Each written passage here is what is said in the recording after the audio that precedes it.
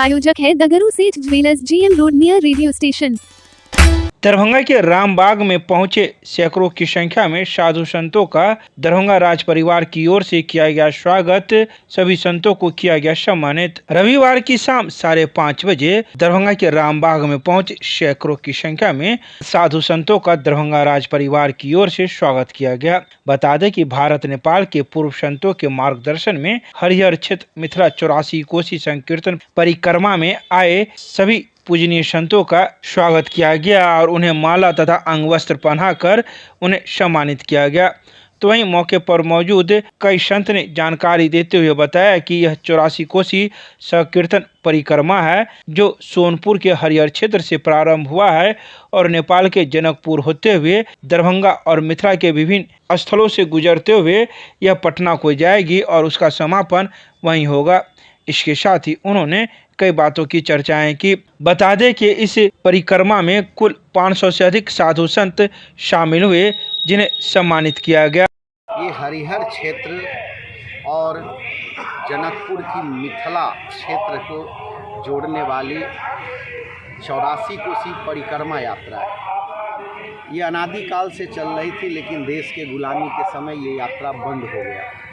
760 वर्ष के बाद ये यात्रा आई है।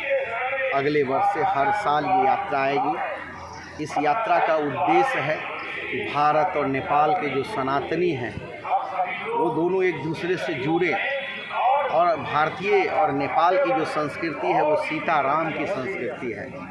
ये जितना मजबूत होगा नेपाल पर चीन का प्रभाव उतना ही कमेगा।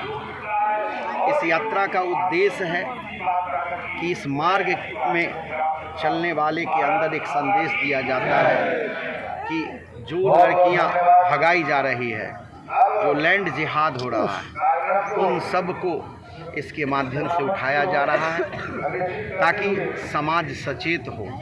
इस यात्रा का उद्देश्य है कि हिंदू समाज मजबूती से खड़ा हो और अपने पूर्वजों की विरासत को पुनर्स्थापित करें। कितने लोग शामिल हैं और कहाँ से शुरू हुआ, कहाँ तो? ये हरिहर नाथ के गेट से शुरू हुआ और 400 किलोमीटर की यात्रा में आज दूसरा दिन है।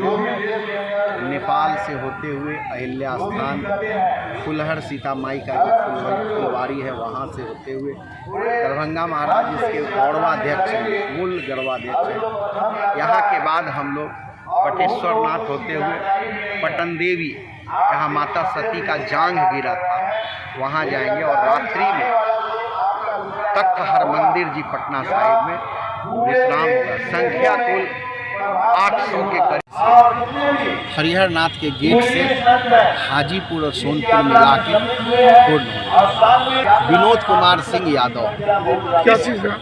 हिंदू जागरण मंच के क्षेत्र संयोजक, बिहार झारखंड।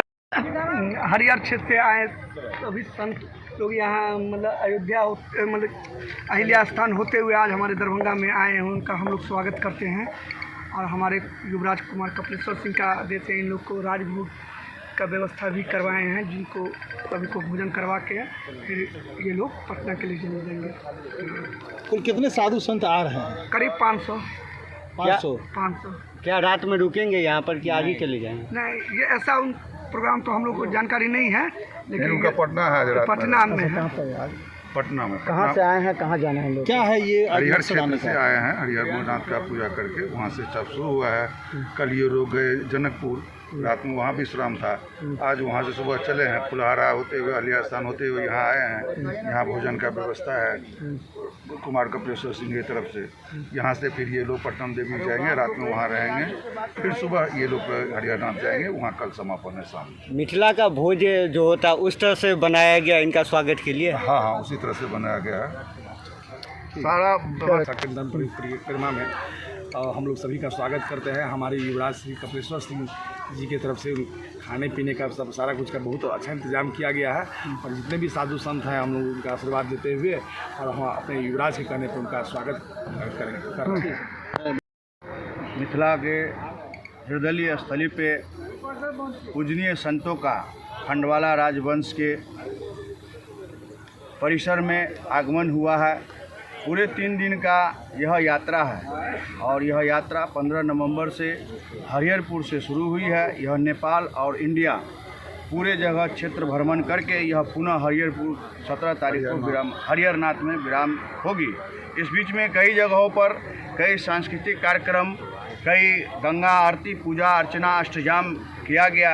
इसी के निमित्त आज 16 तारीख दरभंगा के लिए बहुत ही सौभाग्य की बात है कि दरभंगा के युवराज कुमार कपिलेश्वर की सिंह जी की अगुवाई में आज यहाँ पर जो है राजभोग भोजन की व्यवस्था की गई है और यहाँ जो 600 संत आए हैं उन सभी संतों का यहाँ पे राज दरभंगा परिवार की ओर से कुमार कपिलेश्वर सिंह जी के नेतृत्व में यहाँ उनका स्वागत होगा और उसके बाद यहाँ से हम लोग उनको जो अपने यहाँ जो मिथिला का जो विधि है, जो सम्मान करने का होता है, वो हम लोग करेंगे सभी लोग मिलकर। और भोजन उपरांत पुनः यहाँ से सभी संत प्रारंभ करेंगे पटना के लिए।